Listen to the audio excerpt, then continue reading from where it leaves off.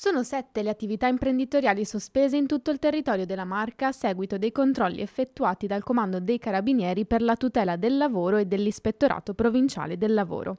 Di queste, 6 sono state sospese per gravi violazioni in materia di sicurezza e una per l'impiego di lavoratori in nero. Le attività sospese sono rispettivamente un ristorante cinese di Castelfranco Veneto in cui sono state trovate 3 cameriere impiegate senza copertura assicurativa, uno studio dentistico del centro di Treviso e 4 cantieri edili situati nei comuni di Mareno di Piave, Cordignano, Gorgo al Monticano e Santa Lucia di Piave per mancanza di sistemi di protezione e sicurezza e 2 attività agricole di San Fiore e Colle Umberto che operavano senza dispositivi di sicurezza su piattaforme di lavoro mobile e levabile sprovvisti delle protezioni contro le cadute dall'alto.